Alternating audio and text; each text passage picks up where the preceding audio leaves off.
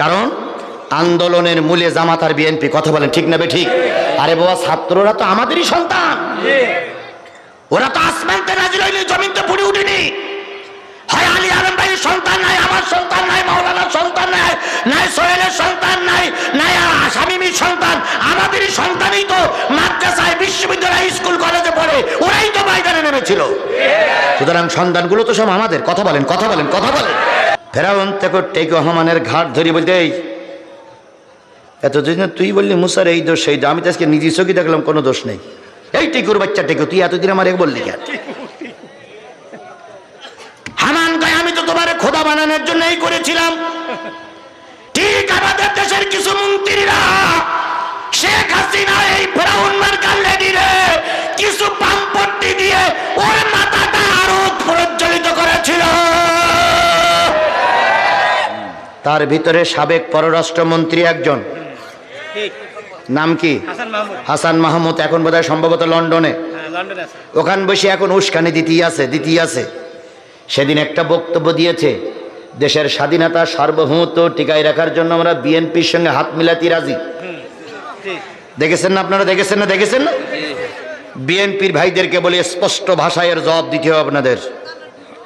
আপনারা ডাইরেক্ট বলেন যে হাসান মাহমুদের এই বক্তৃতার সঙ্গে আমরা একমত নই। হাসান মাহমুদ আপনার নাম বলে, জামাত ইসলামের নাম বলে না কেন? ডাইরেক্ট আপনি প্রতিবাদ করুন। হাসান মাহমুদ এ ধরনের কথা বললে জিপ টেনে ছিঁড়ি ফেলবো। তার মানে এগুলো উস্কানি দিয়ে বিএনপিকে হাতে টানার একটা পরিকল্পনা। কথা বলেন ঠিক না বে ঠিক? ওরা চাচ্ছে বিএনপি আর আওয়ামী লীগ এক হয়ে জামাতের আবার শায়েস্তা করবে। সে সময় আর বাংলাদেশের মানুষ তোমাদের দেবে না। বিএনপি আর তোমাদের ওই পাতানো ফাঁদে আর পা দেবে না। যদি বিএনপি এবারও পাতানো ফাঁদে পা দেয়, তাহলে বুঝতে হবে বিএনপিরও কপাল পড়বে। তবে বিএনপি কাজ করবে বলে আমার বিশ্বাস হয় না। তাই আমাদের নাম দিয়েছিল রাজাকার। কি নাম দিয়েছিল? রাজাকার। হায় রে আল্লাহ, কি গালাগালি যে দেশে। গতকালকেও একটা ভিডিও আনলোড না লোড কি বলে, আপলোড, একটা ভিডিও আপলোড হয়েছে। সেইটা ওই কোথায় যেন হয়েছে, সুইজারল্যান্ডে আমাদের দেশের স্বরাষ্ট্র উপদেষ্টা, আইন উপদেষ্টা ডক্টর মোহাম্মদ আসিফ নজরুল, উনি গেছেন রাষ্ট্রীয় এক কাজে। আওয়ামী লীগের কিছু গুন্ডা এদেশ থেকে পালিয়ে ওই দেশে আছে, তারে ধরিছে। বৈধ সরকারকে নামাইয়া আপনারা অবৈধ সরকার ক্ষমতায় আছেন কেন? শেখ হাসিনা বৈধ সরকার, আর এখন যারা বসে আছে এরা অবৈধ। আপনারা ক্ষমতায় আছেন কেন? উনি বলতেছে, ভাই ওটা তো দেশের মানুষ জানে।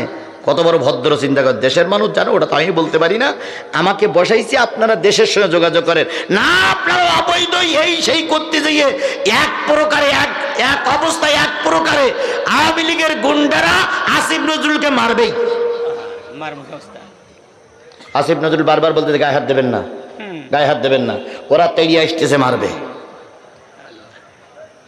তাই আমাদের দেশের একজন সাংবাদিক বলতেছে, এরা যে গুন্ডা, এদের জাত যে গুন্ডা দল, তার আরেকটা প্রমাণ হলো সুইজারল্যান্ডে। এই গুন্ডাদের কারণে আমাদের সঙ্গে যে আচরণ বিগত 15.5 বছর হয়েছে, বলুন তো এই আচরণ কোনো সভ্য দেশে কি হতে পারে? এটা কোনো সভ্য দেশের মানবতার পক্ষের কাজ হতে পারে না। কথা বলেন। সেই অসভ্য, বেহায়া, নির্লজ্জ বাংলাদেশের সাবেক প্রধানমন্ত্রী ডোনাল্ড ট্রাম্পের কাছে চিঠি লিখেছে। আমি বাংলাদেশ আওয়ামী লীগের সভানেত্রী শেখ হাসিনা, বেড়াকাটা লিখেছে বাংলাদেশের প্রধানমন্ত্রী। যেই ব্যক্তি দেশ থেকে পালিয়ে গেল, সেই ব্যক্তি এখনো দাবি করে আমি প্রধানমন্ত্রী। লজ্জা শরম এদের কাছে কিচ্ছু নেই। বেহাতা কারে বলে? বেহারও একটা সংজ্ঞা আছে, সংজ্ঞাহীন বেহা, নির্লজ্জ। আমাদেরকে বলতো কি? রাজাকার। যে রাজাকারের স্লোগান দিয়ে কাদের মোল্লার ফাঁসি হলো, যে রাজাকারের স্লোগান দিয়ে নিজামী সাহেবের ফাঁসি হলো, যে রাজাকারের স্লোগান দিয়ে আল্লামা সাঈদীর 13 বছর জেলখানায় বন্দী করে রাখলো, সেই একই রাজাকারের স্লোগান দিয়ে দেশ স্বাধীন হলো। তুমি কে আমি কে? কি কথাটাকে আমি বলতেছি? তুমি কে আমি কে? কে বলেছে? কে বলেছে? স্বৈরাচার, স্বৈরাচার। রাজাকারের স্লোগান দিয়ে আমাদেরকে গালিগালাজ দিল, সেই একই রাজাকারের স্লোগান দিয়ে দেশ স্বাধীন হলো। সুবহানাল্লাহি ওয়া বিহামদিহি। ওরা বলল বিশ্ববিদ্যালয় সব রাজাকারেরা পালাইছিল। তোমরা দেশের অনেক উন্নয়ন করেছো, কিন্তু রাজাকার নির্মূল করতে পারোনি। আমার ভাইয়েরা, মুসা আলাইহিস সালাতু ওয়াস সালামের উদাহরণ আল্লাহ নবীর কাছে সাহাবীরা প্রশ্ন করলেন, মুসার সঙ্গে মুসার অনুসারীরা কি ব্যবহার করেছিল? কিপ্তি বংশের লোকেরা সরকার কি ব্যবহার করেছিল? বলুন তো, মুসা কার ঘরে লালিত পালিত হচ্ছিল? ফেরাউনের ঘরেই বড় হলো। বড় হওয়ার পরে মুসা আলাইহিস সালামের সঙ্গে দ্বন্দ্ব যখন বেঁধে গেল, ফেরাউন তোকে ঘর থেকে তাড়িয়ে দিল। এবারে ফেরাউন ডেকে বলল, শোনো মুসা, এটা আমার দেশ, এটা আমার আব্বার দেশ, এটা আমার আব্বার স্বাধীন করা দেশ, এটা আমার দেশ। আমার দেশে থাকতে গেলে আমার নিয়ম মেনে চলা লাগবে। মুসা আলাইহিস সালাম মিসকে হাসি দিয়ে বলেন, আপনার নিয়মটা কি? ফেরাউন বলল, আমার নিয়ম হলো ন্যাংটা হয়ে নদীতে আমরা সবাই গোসল করি, তোমারও গোসল করা লাগবে। মুসা আলাইহিস সালাম বলেন, আল হায়াউ শুবাতুম মিনাল ঈমান, লজ্জা হলো ঈমানের অংশ। আমিও ন্যাংটা হয়ে গোসল করব, তুমিও ন্যাংটা হয়ে গোসল করবে। এটা ইসলাম সমর্থন করে না, আমার দ্বারা সম্ভব না।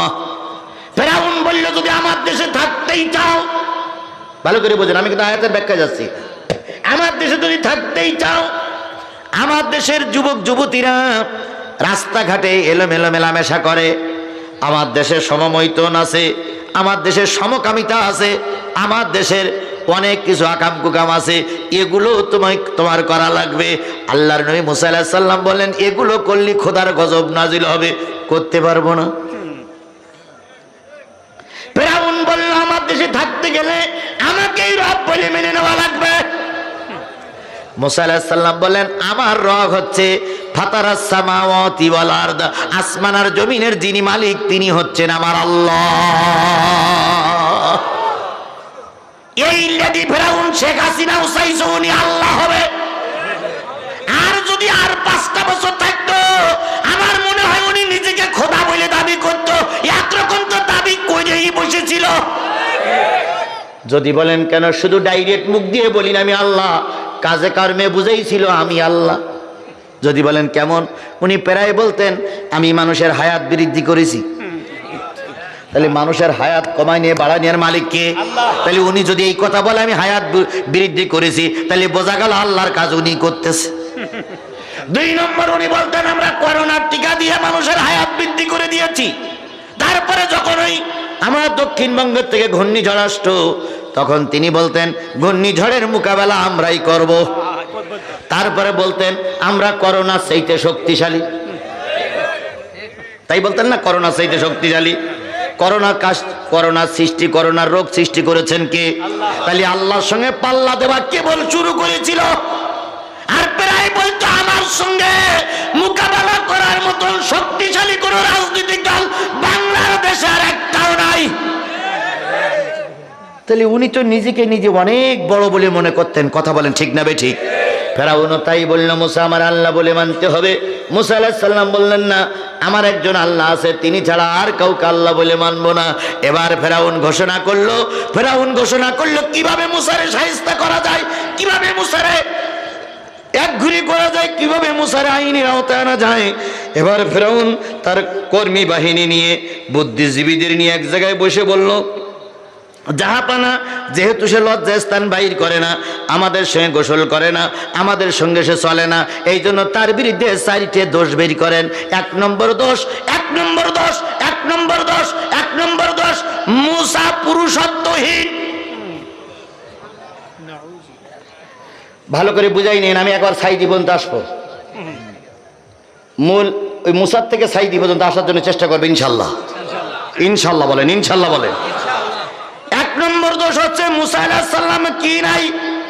পুরুষত্ব নাই। যদি পুরুষত্ব থাকতো আমরা জেনা করি, উনি করে না কেন? তাহলে ওনার কি নাই? পুরুষত্ব নাই। দুই নম্বর, বুদ্ধিজীবীরা দোষ বাই করল মুসা আলাইহিস সালামের লজ্জাস্থানে ক্যান্সার হয়েছে, যার কারণে ওই লজ্জাস্থান কাউকে দেখায় না। তিন নম্বর, মুসা আলাইহিস সালামের সমস্ত শরীরে ঘা, এমন পচা দুর্গন্ধ ঘা, যে ঘায়ের কারণে আর একজনে ছড়াইয়ে পড়বে। যে রোগ ছড়াইয়ে পড়ে সেই রোগটার কি বলে? সোয়াইসে রোগ। মুসা আলাইহিস সালামের এমন সোয়াইসে রোগ আছে যেই রোগ আরেকজনের সঙ্গে যাবে, এই জন্য মুসা আলাইহিস সালাম আমাদের সংস্পর্শে আসে না। চার নম্বর, মুসা আলাইহিস সালামের শরীরে এমন দুর্গন্ধ, যে দুর্গন্ধ কোনো নারী সহ্য করতে পারবে না, এই জন্য মুসা আলাইহিস সালাম নারীর সংস্পর্শে যায় না। মুসা আলাইহিস সালামের বিরুদ্ধে এই দোষগুলো পোস্টার ছাপিয়ে ছাপিয়ে প্রতিটা মোড়ে মোড়ে মেরে দেওয়া হলো, যা মেরে দেওয়া হয়েছিল বাংলাদেশ জামাত ইসলামের বিরুদ্ধে।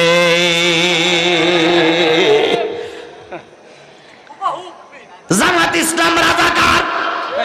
71 সালে মা বোনদের ইজ্জত নষ্ট করেছে। কথা বলেন ঠিক না বেঠিক? এদের সুযোগ দিয়েছিল না, দেয়নি? আল্লামা সাঈদী 1 লক্ষ মা বোনের ইজ্জত নষ্ট করেছে। আল্লামা সাঈদী হিন্দুদের ঘর বাড়িতে কি লাগাইছে? আগুন লাগাইছে।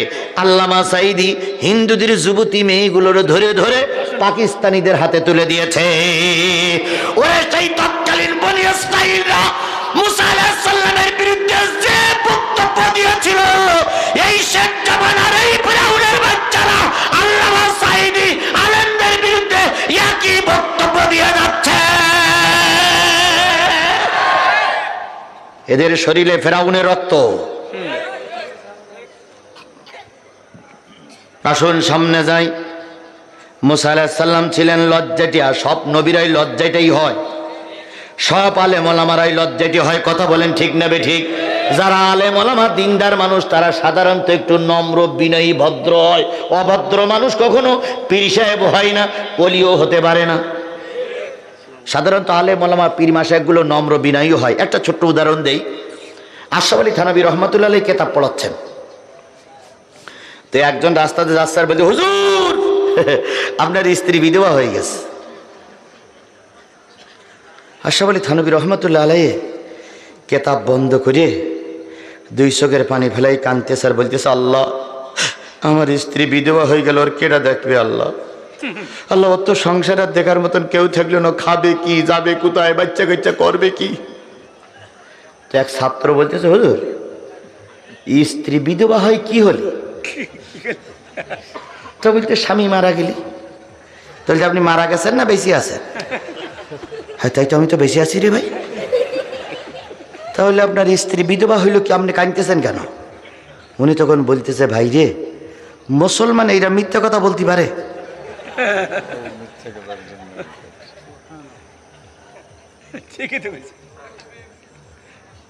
আজকে আমাদের সমাজেও টুপি মাথায় দিয়ে মিথ্যা কথা বলিছে। টুপি মাথায় দিয়ে কোর্টে আমাদের বিরুদ্ধে সাক্ষী দিয়েছে। কথা বলেন ঠিক না ঠিক? আমার ভাইয়েরা, নবী রাসূলগণ হয় ধর্মভীরু, তারা হয় বিনয়ী, নম্র মেজাজের লোক। হযরত মুসা আলাইহিস সালাম দেখে প্রতিটা মোড়ে মোড়ে লেখা মুসা আলাইহিস সালামের কয়টা দোষ? 4টা। লোকজন যখন মুসা আলাইহিস সালামকে পায়, তখন ছোট ছোট বাচ্চারা কয়, ওই বলে সেই হুজুর, ওই দেখ, ওই দেখ, হ্যাঁ ওই সেই লোক, ওই সেই লোক, ওই লোকের বলে সেই তা নেই, ওই লোকের বলে ক্যান্সার হয়েছে, এই ধারে কাছে যাস না, এই পাশে যাবি না, ক্যান্সার হয়েছে রোগ ধরি বলবে। একটা নিরপরাধ মানুষকে কালারিং করার জন্য কত ষড়যন্ত্র। আজও বিশ্বনন্দিত আলেম কাঁদতে কাঁদতে শেষ নিঃশ্বাস ত্যাগ করেছে। 52টা বছর, 50টা বছর কোরআনের দাওয়াত দিয়ে দিয়ে গোটা বিশ্বে কোরআনের আওয়াজ পৌঁছাই দিলেন। যাবার সময় ধর্ষণের মামলা নিয়ে তাকে কবরে যেতে হলো।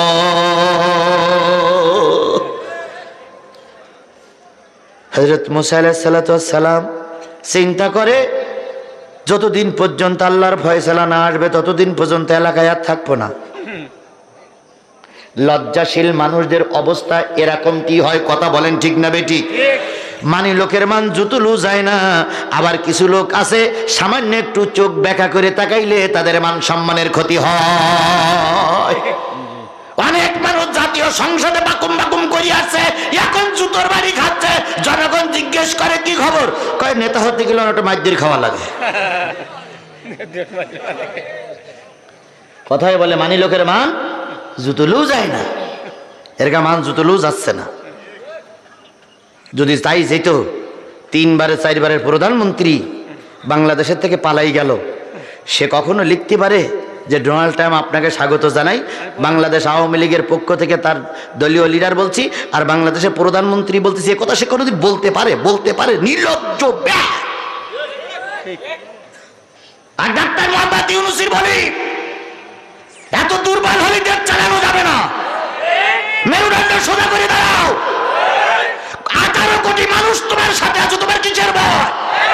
ওই ভারতের ভয় পাওয়ার দরকার নেই। ভারতের আমরা গুনি না, কারণ ভারতের অস্ত্র থাকতে পারে, আমাদের বুক ভরা ঈমান আছে। বাঁশের লাঠি নিয়ে তকবীর দেব, ভারত চারিদিকটা আক্রমণ হবে, ভারত টিকতে পারবে না।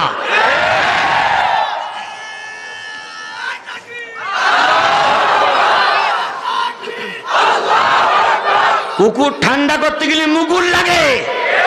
কুকুর ঠান্ডা করতে গেলে কি লাগবে? মুগুর লাগবে। কুকুর ঠান্ডা করতে গেলে চুচু করলে চলবে না।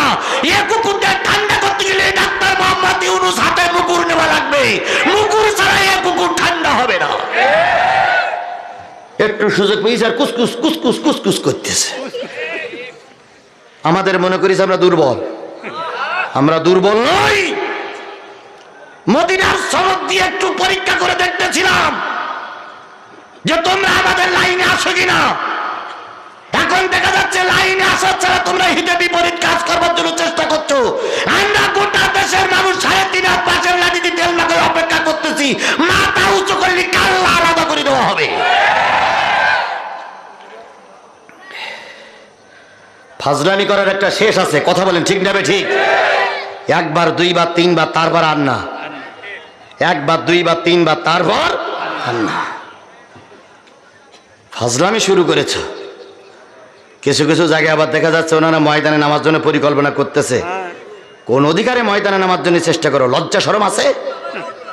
তোমাদেরই কারণে পিডিআর গুলো মারা গেল। কথা বলে ঠিক না বেটি? তোমাদেরই কারণে হেফাজতে রাতের অন্ধকারে লাইট নিভায়ে পিঁপড়ের মতন গুলি করে মানুষদেরকে মেরে গরম পানি দিয়ে রক্ত পরিষ্কার করলে। তোমাদেরই কারণে 1500 যুবক ছাত্ররা মৃত্যুবরণ করলো। তোমাদেরই কারণে আল্লামা সাঈদীর রায়ের পরে 300 মানুষকে জীবন দিতে হয়েছে। নরঘাতক রক্ত পিপাসু এখন আবার রাজনীতি করার জন্য ময়দানে আসবে। বাংলাদেশের 16 কোটি 18 কোটি মানুষ, 1 ফোঁটা রক্ত থাকতে বিচারের রায় কার্যকর না হওয়া পর্যন্ত, বিচার শেষ না হওয়া পর্যন্ত আর রাজনীতি করতে দেওয়া হবে না। হ্যাঁ, যদি বিচারের পরে তোমরা বুঝি যে তোমরা নির্দোষ নিরপরাধ, আমার মতন তুমিও রাজনীতি করবা। কিন্তু তুমি সন্ত্রাসী, জঙ্গি। তোমার বাংলাদেশ ছাত্রলীগ একটা জঙ্গি সংগঠন, আর তুমি তাদের জন্মদাতা বা জন্মদাতা বাবা, তোমরা একটা জঙ্গি সংগঠন। এই জঙ্গি সংগঠনের বিচার না হওয়া পর্যন্ত বাংলাদেশ ছাত্রলীগকে যেমন নিষিদ্ধ করা হয়েছে, কোর্টের মাধ্যমে আওয়ামী লীগকে ওই কায়দায় নিষিদ্ধ করা লাগবে। জামানার পয়গম্বর মুসা লাজুক মানুষ, মনে আছে তো? লাজুক মানুষ লজ্জায় শরমে এলাকা ছেড়ে চলে গিয়েছে। পাহাড়ে জঙ্গলে ঘুরে বেড়ায়। পাহাড়ে জঙ্গলে ঘুরে বেড়ার মালিকের কাছে কান্দে, মালিক, ফেরাউনের অত্যাচার সহ্য করতে না পেরে গেছিলাম মাদায়েনে। সেখানে এক নবীর বাড়িতে ছিলাম। সেখানে শোয়েব আলাইহিস সালামের বাড়িতে ছিলাম। ভালোই ছিলাম, তুমি ওহী করে আমাকে দেশে ডেকে আনলে। ডেকে আনার পরে এই যে আমার বিরুদ্ধে বিষাদগার চলছে, ও মালিক তুমি কি দেখো না তোমার নবীর মুসার বিরুদ্ধে তারা কত অপবাদ দিয়ে যাচ্ছে। আল্লামা সাঈদীর যখন রায় হয়, আল্লামা সাঈদী আদালতে দাঁড়াই বলেছিলেন, মহামান্য আদালত, এতক্ষণ আপনি সাক্ষীদের সাক্ষ্য শুনলেন, আপনার রায় লেখার আগে একটা কথা আমাকে বলার অনুমতি দেন। মহামান্য আদালতের বিচারপতি যারা ছিলেন তারা বললেন, হুজুর বলুন। উনি বললেন, একটা জায়গায় ছোট্ট করে লিখে রাখো, এই বিচার কিন্তু শেষ বিচার না, আর একটা বিচার আছে, আর একটা বিচার আছে, সেটা দুনিয়ায়ও হতে পারে, আখেরাতেও হতে পারে। দুনিয়ায় তো হবে, আখেরাতেও আল্লাহ পাক বিচার করবে। সেদিন এই বিচারপতি কালামানিক কলম গালে দিয়ে হাসিছিল আর বলেছিল, আপনার আল্লাহ কি বিচার করে আমরা দেখব। বলুন তো, আল্লামা সাঈদীর সেই রায়টা, সেই দোয়াটা কাজে লেগেছে না লাগেনি? কালামানিকের বিসি আউট।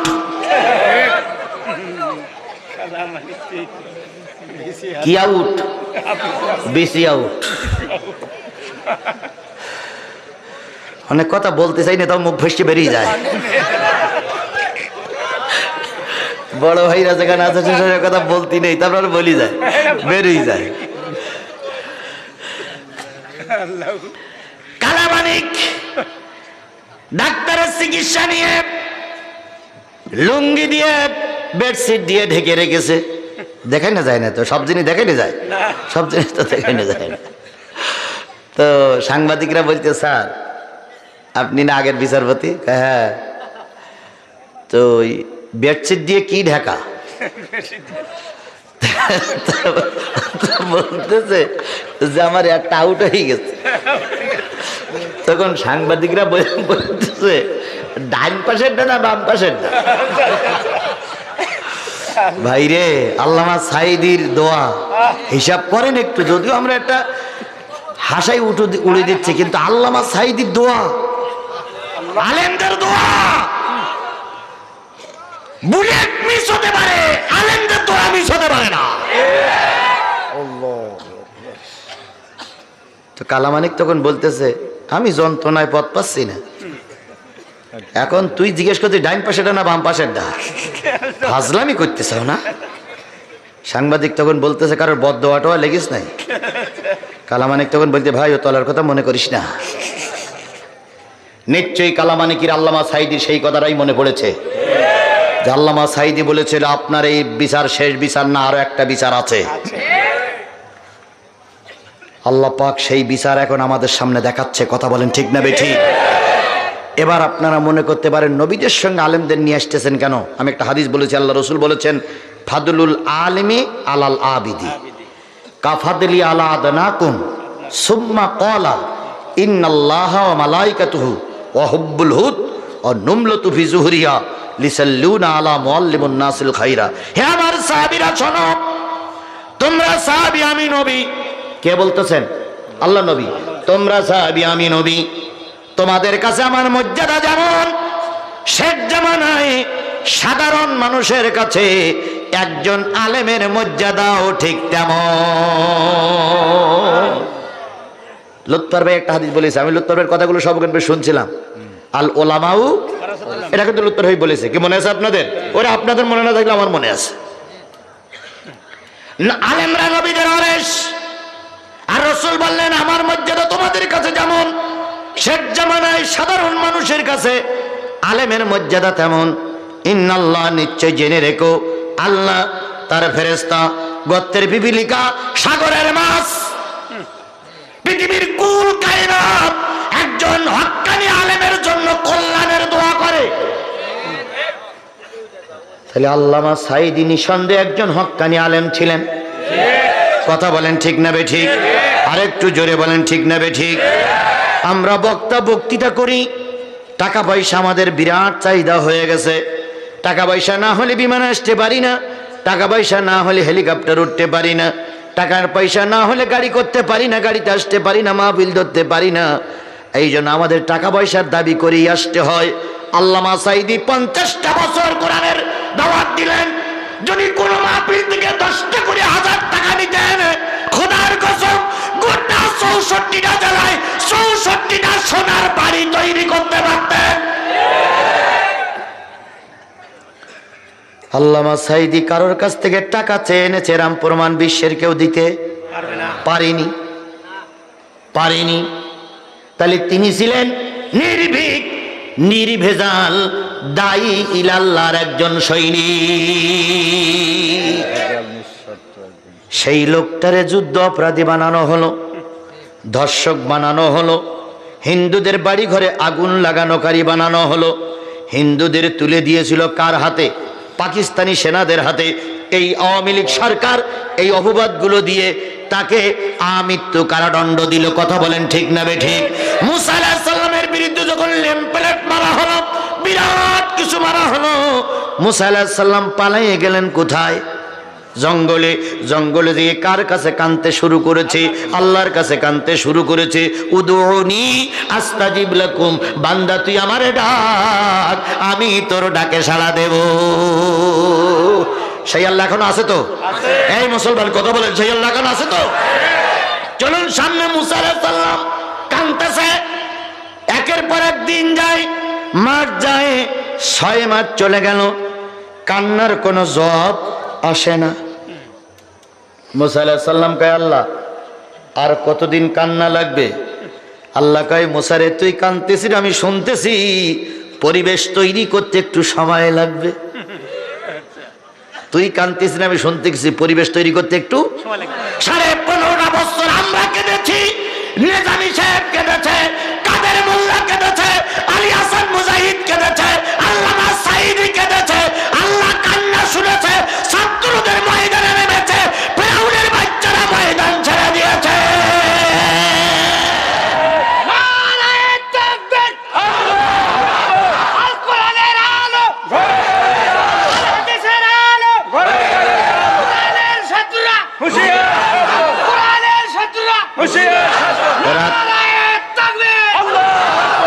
রাতারাতি কোনো জিনিস যদি উপস্থিত হয়, টিকাই রাখা কষ্ট হয়ে যায়।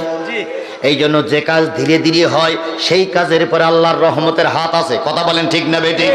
15.5 বছর নির্যাতন সহ্য করেছি, স্বাধীনতা পেয়েছি। এই স্বাধীনতা কোনো জালেমদের হাতে আর তুলে দেওয়া হবে না। 15 বছর রক্ত দিয়েছি, জেল কেটেছি, মামলা খেয়েছি, রিমান্ডে গিয়েছি, গুলির মুখের দিকে ফিরে এসেছি।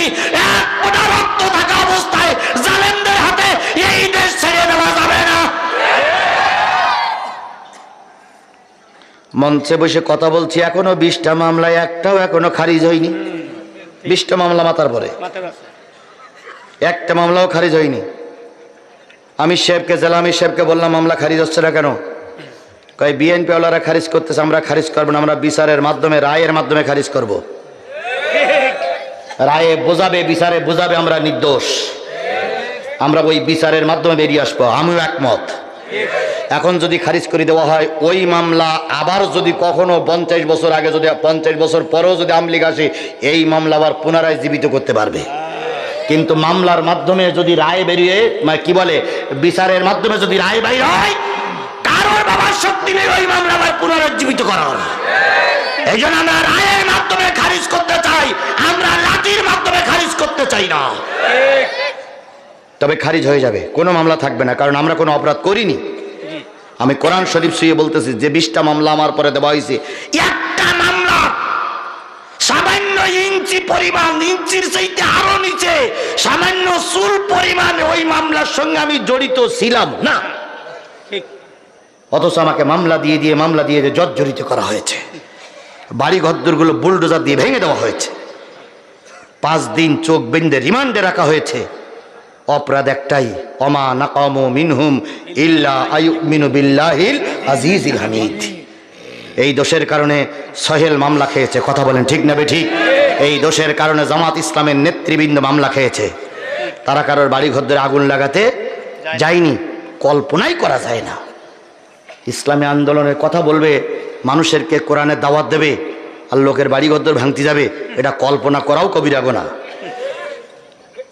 আমার ভাইরা, হযরত মুসা আলাইহিস সালাতু ওয়াস সালাম আল্লাহর কাছে কাঁদলেন। আল্লাহ বলেন, অপেক্ষা করো, মুসা আলাইহিস সালামের একটাই জামাই, একটাই লুঙ্গি, একটাই কাপড়, এক কাপড় 6 মাস পার হয়ে গেছে, কাপড়টা দুর্গন্ধ হয়ে গেছে।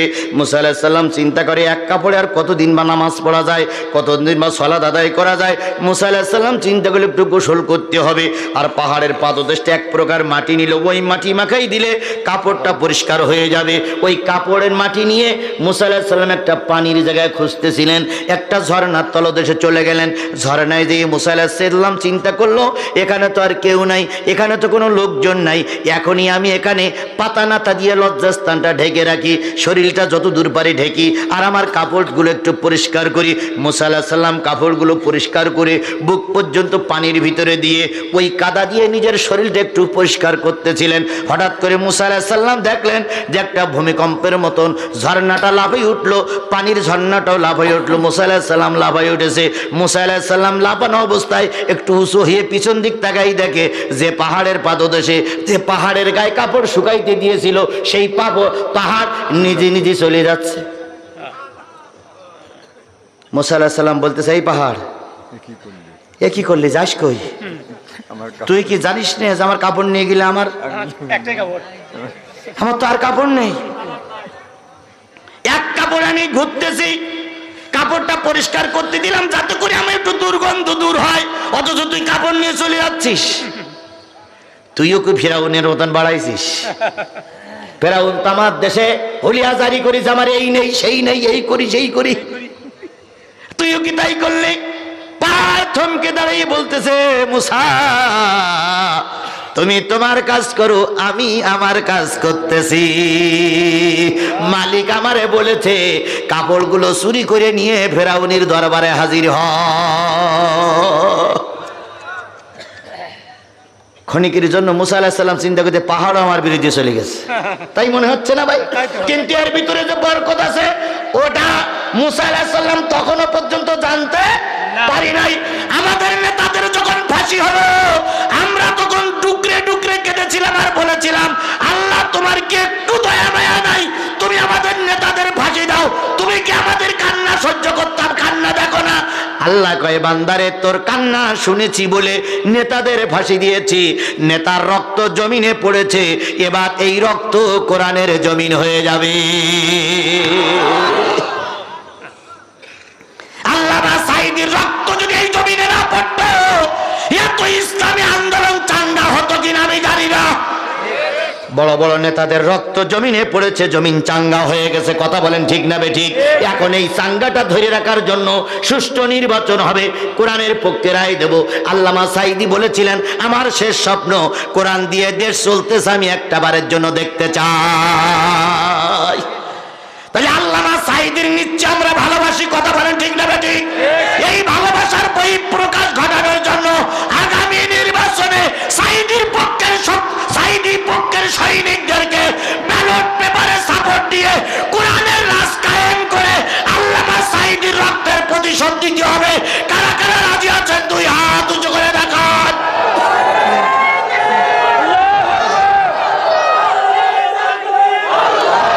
আল্লাহ আল্লাহ, এই হাতগুলোর দিন কায়েমের জন্য তুমি কবুল করে নাও।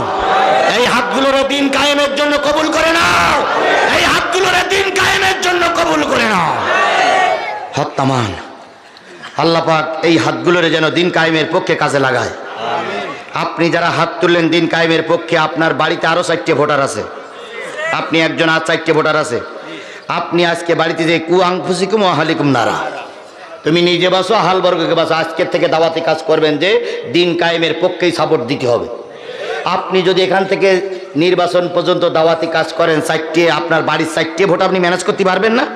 তাহলে এই প্রত্যেকটা লোকে যদি এই দায়িত্ব নিয়ে মাঠে ময়দানে কাজ করি, কুল্লুকুম রাইন ওয়া কুল্লুকুম মাসউলিন আলা রাইতিহি, প্রত্যেকটা দায়িত্বশীলকে জিজ্ঞাসা করা হবে।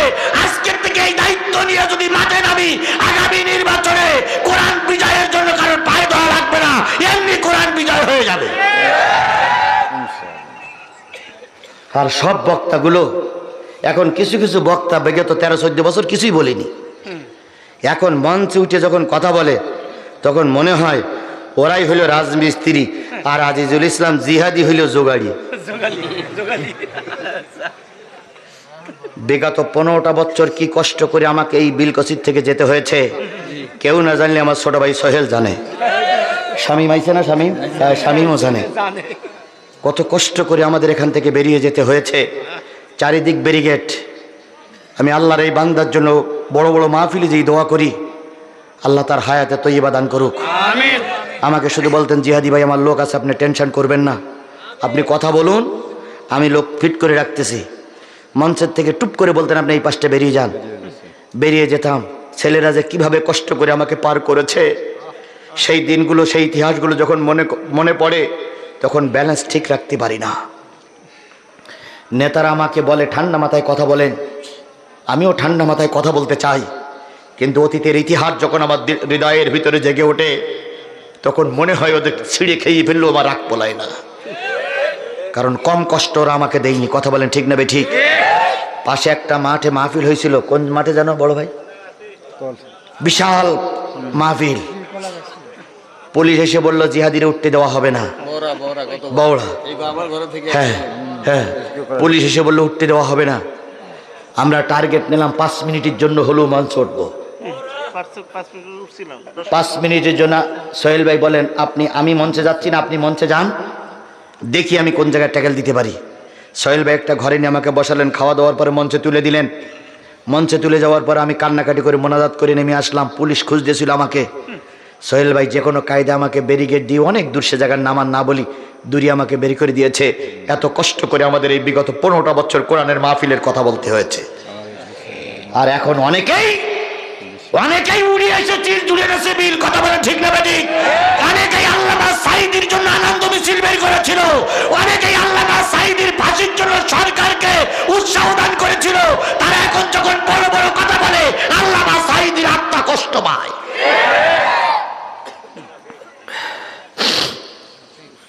কুয়াকাটা হুজুর বলেছিল সরকারকে যে আপনি ঠিক পথে চলতেছেন, রাজাকারের বিচার করেছেন, এই জন্য আপনাকে ধন্যবাদ। তাহিরি বলেছিল সরকার রাজাকারদের সুষ্ঠু বিচার করার জন্য সরকারকে সাধুবাদ জানাই।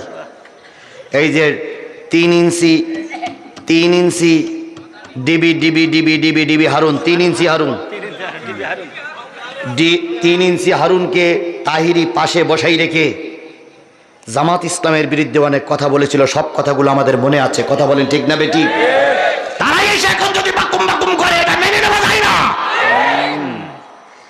আর এদের পক্ষে অনেক পাগড়িওয়ালা, টুপিওয়ালা, দাড়িওয়ালারা ওদের পক্ষে দালালি করেছিল। সে দালাল বেলকুচিটিও আছে।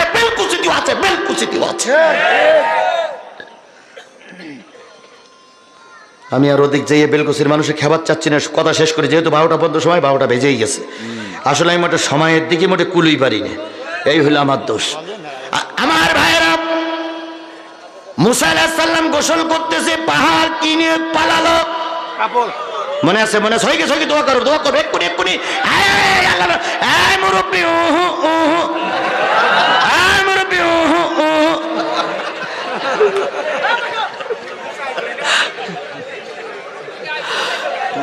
সে মনে আছে? মনে আছে তো? বাস, কিছু ভাইরাল হয়ে রয়েছে। তাহিরি একসময় হজ করতে যাইয়ে, না তাহিরি না, ওই কুয়াকাটা হজ করতে যাইয়ে কি বলেছে, এরকম একটা ছোট্ট ছেলে সামনেতে বলতেছে জয় বাংলা, জয় বাংলা স্লোগান দিয়েছে কুয়াকাটার মাহফিলে। কুয়াকাটা থাম থাম, পাশের তো একজন বলছে আপনি তো জয় বাংলার লোক, কুয়া মিছিল করছে তো আপনার সমস্যা, আপনি তো জয় বাংলারই লোক।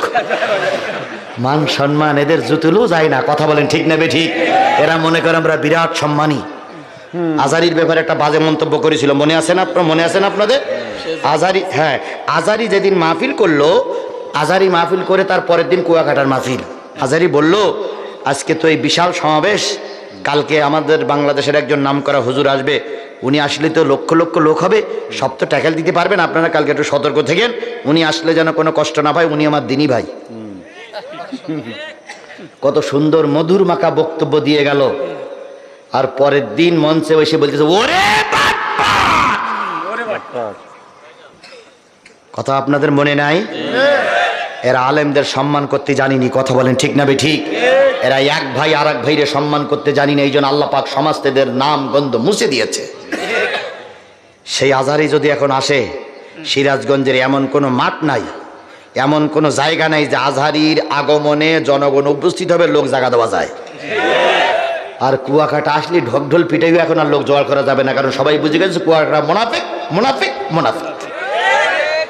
আমার ভাইয়েরা, হযরত মুসা আলাইহিস সালাম কয় পাহাড়ে তুই আমার সঙ্গে গাদ্দারি করতেছিস? পাহাড় বললেন মুসা চিন্তা করো না, তুমি তোমার কাজ করো, আমি আমার কাজ করি, তুমি আল্লাহর কাছে দোয়া করতেছো, দোয়া কবুল হয়ে গেছে। মুসা আলাইহিস সালাম বলে দোয়া কবুল হলে কি কাপড় চুরি করে নিয়ে যাওয়া লাগে? পাহাড় বলতেছে এটাই আমার নিয়ম। পাহাড় চলে গেল কাপড় নিয়ে ফেরাউন দাস দরবার করে, ফেরাউন দরবারে সবাইকে নিয়ে মুসার বিরুদ্ধে কয়টা দোষ এইটা নিয়ে আলোচনা করতেছে, বক্তৃতা করতেছে। হঠাৎ করে পাহাড় কাপড় নিয়ে চলে আসলো।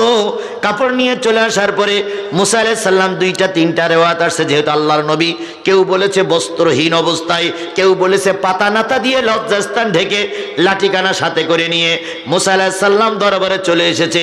দরবারে চলে এসে পাহাড়ের গায়ে পিঠে আর গায়ে কাপড় চুরি করলেন। চুরি করলি কেন?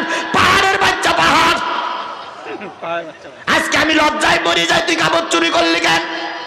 পাহাড়ের যখন লাঠি দিয়ে পিটায়, পাহাড় লাফাই ওঠে, আবার বাড়ি দেয়, পাহাড় লাফাই ওঠে, আবার বাড়ি দেয়, পাহাড় লাফাই ওঠে, পাহাড় লাফায়। মুসার আগের বসতে বাড়ুইতে থাকে, বেড়ুইতে থাকে, একরকম রাগ পানি হয়ে গেছে।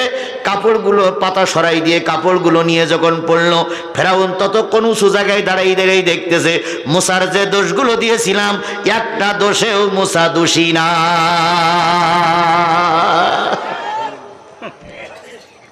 মুসার লজ্জাস্থানে ঘা বলেছিলাম, আসলে তো লজ্জাস্থান ভালো, মুসা তো সুপুরুষ, মুসার গায়ে কোনো রোগ ব্যায়াম নাই। সুতরাং এই সময় আমাদের দ্বিধা বিভক্তির ভিতরে চললে গিলে চলবে না। ছোট্ট একটা কথা বলি, শেষ করি, হয়ে গেছে আমার কথা আলোচনা। সে কথাটা হলো, দুই বিড়াল অনেক দিন না খেয়ে আছে। এখন গ্রামের এক রাস্তায় চলতে যে একটা রুটি পাইছে, রুটি রুটি তো দুই বিড়াল বলতেছে, বন্ধু আল্লাহ যখন দেয় তখন এভাবেই দেয়, তো এই রুটি খান তো তুই অর্ধেক আমি অর্ধেক, যেহেতু তুই আর আমি কষ্ট করতেছি, তো বলতেছে ভাগ করবো কোন জায়গায়? ওই যে বিলির মাঝখানে একটা বট গাছ আছে, ওই বট গাছতলায় যেয়ে তুই অর্ধেক খাবি, আমি অর্ধেক খাবো। এখন দুই বিড়াল রুটি নিয়ে গেছে বট গাছতলায়। বট গাছতলায় যেয়ে বিড়াল বলতেছে, ভাই যেহেতু তুইও কষ্ট করেছিস আমিও কষ্ট করেছি, আর তুই অর্ধেক আমি অর্ধেক, তা ভাগ করতে গেলে কি এমনি ভাগ করবি না দাড়ি পাল্লা লাগবে? এই যুবকেরা ওঠো কেন? তোমাদের জন্যই তো কথা বলছো। হয়ে গেছে, আমি মোনাজাত করবো, এক্ষুনি মোনাজাত করবো, হয়ে গেছে। তো বলতেছে, ভাই এক বিড়াল বলতে, ভাই দাড়ি পাল্লা আনলেই ভালো হয়। এখন হঠাৎ করে ওই দাড়ি পাল্লা কোথায় পাবে কোথায় পাবে এই চিন্তা করতেছে। এখন এই বট গাছের উপরে ছিল এক বানর। বানর চিন্তা করতেছে, এই তো হ্যাঁ ওরা যে রুটি ভাগ করবে। বানর লাফ মেরে এসে বলছে, কি ভাই কি সমস্যা? কয় রুটি ভাগ করবো। কয় রুটি ভাগ করতে গেলে দাড়ি পাল্লা ছাড়া ভাগ করা যাবে না, তোমরা দুজন একটা দাড়ি পাল্লা নিয়েছো। এখন যে কায়দায় হোক ওরা দুজন একটা দাড়ি পাল্লা নিয়ে আসে। দাড়ি পাল্লা এনে বানর এবার করেছে কি, রুটি দুই ভাগ করেছে, ইচ্ছা করি একদিকে একটু বেশি করে দিয়েছে, দিয়ে দাড়িতে তুলে দিয়েছে। তুলে দেওয়ার পরে ওই দিক গড়ে গেছে, গড়ে যাওয়ার পরে বানর খানিকটা খেয়েছে। তো খেয়েছে তা খেয়েছে অল্প, খাই না একটু বেশি করে খেয়েছে, যাতে করে এবার ওদিক বেশি হয়। এখন এবার আবার দাড়ি পাল্লায় তুলে দিয়েছে, ওই দিক বেশি হয়েছে। তো বেশি হওয়ার পরে আবার এক কামড় খেয়েছে, এবার ও থেকে একটু বেশি খাওয়াই যাতে এদিক বেশি হয়। এইভাবে করতে করতে 12 আনা রুটি বানরের পেটে। তখন দুই বিড়াল বলতেছে, রুটি কি বানরে ভাগ করবে না আমরা ভাগ করব? তো বলতে, ভাই আমাদের ভাগ করাই ভালো। তো বলছে, তাহলে বানরের পাছায় লাথি মার, লাথি মেরে বল তোর মতন শয়তানের ভাগ আমাদের দরকার নেই, তুই বাহির হ। বানরের লাথি মেরে তাড়াই দিয়ে যতটুক আছে দুইজন ভাগ করে বলতেছে, ভাই এইটুকু আমাদের জন্য যথেষ্ট। আমরা যে কায়দায় হোক জামাত আর বিএনপি রুটি নামক দেশটা আমরা পেয়েছি। কথা বলেন কথা বলেন কথা বলেন। ভাগ করতে হয়, কম নিতে হয় বেশি নিতে হয়, কাউকে কম দিতে হয় বেশি নিতে হয়। কে এমপি কে মন্ত্রী এটা জামাত বিএনপি ভাগ করবে, বানর নামক ভারতকে আমাদের রুটি ভাগ করতে ডাকা হবে না, হবে না, হবে না।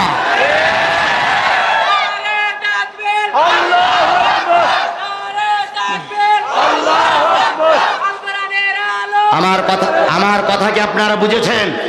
যতবার এই বানর নামক ভারত আমাদের দেশে রুটি ভাগ করতে এসেছে, ততবারই ওরা সব নিয়ে গেছে, আমাদের দেশের জন্য রেখে গেছে মূলা। সুতরাং আগামীতে আর ভারতের ভাগ আমরা মানি না, আমার দেশের ভাগ আমরাই করব, আমার দেশের সিদ্ধান্ত আমরাই নেব। কাউকে আর রুটিতে ভাগ বসাতে দেওয়া হবে না, হবে না, হবে না। কথা ক্লিয়ার? কথা ক্লিয়ার? পাহাড়ের গায়ে বাড়ি মারে, পাহাড় কি করে? লাফায়। এবার মুসা আলাইহিস সালাম কাপড় পরল, পাহাড় বলতেছে আল্লাহ কাপড় চুরি করতে বললে কেন, আর মার খাওয়াইলে কেন? এ বিচার তোমার করা লাগবে। আল্লাহ বলতেছে পাহাড় শোন, বিচারটা কিয়ামতের দিন হবে। পাহাড় বলতে তাহলে মার কিয়ামতের দিন খাওয়াইলে না কেন? এখন যখন মারি খাওয়াই চাও, এখনই বিচার করা লাগবে। আল্লাহ রাব্বুল আলামিন চলে আসলেন একেবারে পৃথিবীতে, মুসার পাহাড়ের নিয়ে বসেছে। এখনই আল্লাহ সূক্ষ্ম বিচার করবেন, রায়ও দেবেন। রায় দিতে গেলে আর মাত্র ঘড়ি ধরে 2 মিনিট লাগবে, কারণ রায় এখন লেখা হচ্ছে, এক্ষুনি পড়ি শোনানো হবে। 2 মিনিট কি দেবেন? রায়টা দিয়ে দেই, 2 মিনিট দেবেন? এ রায় কি আজিজুল ইসলামের রায়? কার রায়? আল্লাহর রায়। আল্লাহর রায়টা কি হয় এখনই আমি প্রকাশ করে দিচ্ছি। তার আগে আল্লাহ রাব্বুল আলামিন বললেন, ইয়া আইয়ুহাল্লাযীনা আমানুত্তাকুল্লাহ ওয়া কুলু কাওলান সাদীদা। ও হে ঈমানদারেরা, এতক্ষণ পর্যন্ত জিহাদি রজ্জারা শুনলে, সূরা আহজাবের 4টা আয়াতের আলোচনা যারা শুনলে, তাদের জন্য আমি উপদেশ দিচ্ছি, সকল ক্ষেত্রে আল্লাহরে ভয় করো। কাউকে ভয় করবে, এগুলো বলো শিক্ষা, বলো আমাদের শিক্ষা। এতক্ষণ শুনলাম, আমাদের শিক্ষা হচ্ছে সকল ক্ষেত্রে কাকে ভয় করতে হবে। কুলু কাওলান সাদীদা, সঠিক কথা বলো। যদি ফাঁসির কাছে দাঁড়িয়ে যাও, তবুও সেখানে দাঁড়িয়ে সঠিক কথাটাই বলো। তাহলে 1 নম্বর শিক্ষা, সর্বক্ষেত্রে ভয় পাবো কার? আল্লাহ। 2 নম্বর শিক্ষা, সঠিক কথা সব জায়গায় বলবো ইনশাআল্লাহ। ইসলিহি লাকুম আমালাকুম, আমল সমূহ সংশোধন করে নাও, আমল সমূহ পরিবর্তন করে নাও। এসেছিলে আওয়ামী লীগের কর্মী হয়ে, এখন বুঝে গেলে দিন কায়েমের রাস্তায় না থাকলে কৈফাত দেওয়া যাবে না। এখনই তওবা করে কোরআনের কর্মী হয়ে বাড়ি যাও, আমল সংশোধন করে নিয়ে যাও। এসেছিলে বেনামাজি হয়ে, এখন নিয়ত করো যতদিন বেঁচে আছি নামাজি হয়েই থাকবো, আমল সংশোধন করে নাও। মা বোনদের উদ্দেশ্যে বলি, এসেছিলে বোরকা ছাড়া, আজকের মাহফিল থেকে তওবা করো, যতদিন বেঁচে আছি বেনামাজি থাকবো না, বেপর্দায় থাকবো না, স্বামীর বিরুদ্ধে যাব না, দিন কায়েমের বিরুদ্ধে যাব না, আমল সংশোধন করে নাও। কার উপদেশ? জোরে বলেন কার উপদেশ? যদি করতে পারো, ইয়াগফির লাকুম যুনুবাকুম। আজকের এই অনুষ্ঠানে আমি আল্লাহ বলতেছি, জীবনের সব গুনাহ আমি আল্লাহ মাফ করে দেব, সব গুনাহ, কোনো গুনাহ থাকবে না। আল্লাহর ওয়াদা সত্য না মিথ্যা? সত্য। তাহলে আজকের থেকে ভয় পাবো কার? আল্লাহ। আমল সংশোধন করে নেব, কোরআনের পক্ষে থাকবো, জীবনের সব গুনাহ কি হয়ে যাবে? মাফ হয়ে যাবে। ওমাইয়ুতিল্লাহ ওয়া রাসূলহু ফাকাদ ফাযা ফাওজান আযীমা। যারা আল্লাহর আনুগত্য করে, রসুলের পক্ষে থাকে, তাদের দুনিয়ায় সম্মান, আখেরাতেও সম্মান। তাহলে আমরা কি এই বিশাল কাফেলা নিয়ত করতে পারি, যতদিন বেঁচে আছি আল্লাহ এবং রসুলের পক্ষে থাকবো ইনশাল্লাহ? তাহলে আল্লাহ এবং রসুলের পক্ষে থাকতে গেলে আজকে থেকে নিয়ত করতে হবে, যতদিন বেঁচে আছি 5 ওয়াক্ত নামাজ কাজা করব না। রাজি? দিন কায়েমের পক্ষে থাকবো, রাজি? দিন প্রতিষ্ঠার জন্য যত ঝড় ঝামেলা আসুক, দিন প্রতিষ্ঠার থেকে দূরে সরে যাব। আল্লাহ আমাদের কবুল করুক। পাহাড় দাবি করেন আল্লাহ বিচার করে, আল্লাহ আসলেন, পাহাড়ের গায়ে হাত বুলিয়ে দেখে পাহাড়ের উপরে 5টা দাগ পড়ে গেছে। আল্লাহ, কাপড় চুরি করতে বললি তুমি, আর 5টা বাড়ি খেলাম আমি, দেখো না দাগ পড়ে গেছে। আল্লাহ রাব্বুল আলামিন কিরে, আল্লাহ রাব্বুল আলামিন ডাক দিয়ে বলে, কিয়ামতের দিন পুরস্কার পাবি? কয় না না, পুরস্কার পাবার আমার এখনই দরকার। আল্লাহ মুসাকে পাহাড়ের সঙ্গে মিলাই দিয়ে বলতেছে, পাহাড়ে তুই মুসার কল্যাণের জন্য, মুসার মুক্তির জন্য, ফিরআউনের কাছে তার সম্মান ইজ্জত বাড়ানোর জন্য রাজপথে মার খেয়েছিস, আমি আল্লাহ রব্বুল আলামিন তোকে বলতেছি কিয়ামতের দিন মুসা যে জান্নাতে যাবে আমি আল্লাহ তোরে সেই জান্নাতের মেহমান বানিয়ে দেব। আমার ভাইরা, যুবক ভাইরা, শিবিরের ভাইরা, জামাত ইসলামের যুব কাফেলার ভাইরা, আল্লামা সাঈদীর জন্য কাজ করেছ, দিন কায়েমের জন্য কাজ করেছ, নিজামী রায়ের পরে রাস্তায় মার খেয়েছ, মামলা খেয়েছ, এখন দেশ কোরআনের পক্ষে আসতেছে। আমি আল্লাহর কোরআন সাক্ষী রেখে বলতে পারি আলেমেরা যে জান্নাতে থাকবে তোমরা কাজ করার কারণে তোমরাও সেই জান্নাতে থাকবে। এই পুরস্কার যদি আমাদের আসে, আর কোনো কিছু দরকার আছে আমাদের? তাহলে আমাদের কষ্ট সব সফলতা সেদিন হবে যেদিন আল্লামা সাঈদীর জান্নাত দেবে, আর সেই জান্নাতে আমাকেও আল্লাহ ঢোকার তৌফিক দিয়ে দেবে। সেদিন আমাদের জীবনের সব কষ্টগুলো দূর হয়ে যাবে। এই জন্য সব নিয়ত করি যে আল্লাহ মামলা খেয়েছি, জেল কেটেছি, মাই খেয়েছি, আওয়ামী লীগের তারা খেয়েছি, আলেমদের পক্ষে ছিলাম, দয়া করে তুমি আলেমদের পক্ষে আমাদের জান্নাত কবুল করে নাও। এই আশাবাদ ব্যক্ত করে সকলে সাহায্য কামনা করে, সকলে সুস্বাস্থ্য কামনা করে শেষ করছি।